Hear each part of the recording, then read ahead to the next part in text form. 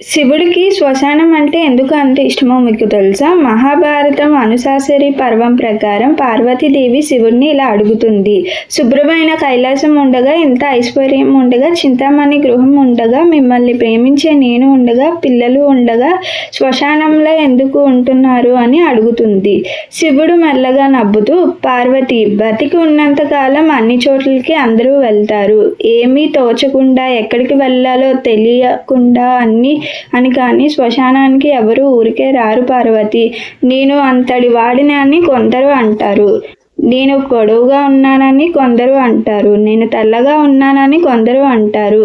నేను పండితును అని కొందరు అంటారు. నాకు పద్యాలు వచ్చు, మంత్రాలు వచ్చు అని కూడా అంటారు. ఉపన్యాసాలు చెప్పగలను అని అంటారు. నాకు పాటలు పాడడం వచ్చు అంటారు. నేను నాట్యం చేయగలను అని అంటారు.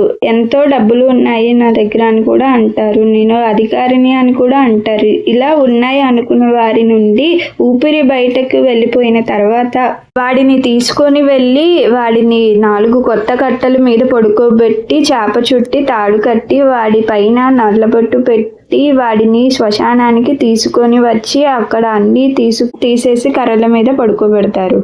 కర్రల మీద పడుకోబెట్టి కాలుస్తుంటే జీవుడు లేచి నిలబెడతాడు. బుర్ర పగిలిపోయిన తర్వాత కన్న కొడుకు కూడా స్నానం చేసి వెళ్ళిపోయిన తర్వాత చీకటి పడిపోయాక ఆ ఆత్మ, అయ్య బాబోయ్, చుట్టూ ఉగ్రభూతాలు ఉన్నాయి, నా అన్నవాడు చుట్టూ ఎవరూ లేరు, నా వాళ్ళు అని అనుకున్నాను, జీవితాంతం నమ్మాను, ఇప్పుడు వాళ్ళు కూడా ఎవరూ లేరు అని వాడు చుంటే నేను ఉన్నానురా అని చెప్పడానికి, నేను ఇక్కడ లేకపోతే చచ్చినవాడు 1000 సార్లు మళ్ళీ చచ్చిపోతాడు అని శ్మశానంలోనే ఉన్నాను పార్వతి అని అంటారు. నా కర్మకాలి, నేను శ్మశానంలో లేను అని పార్వతితో అంటాడు.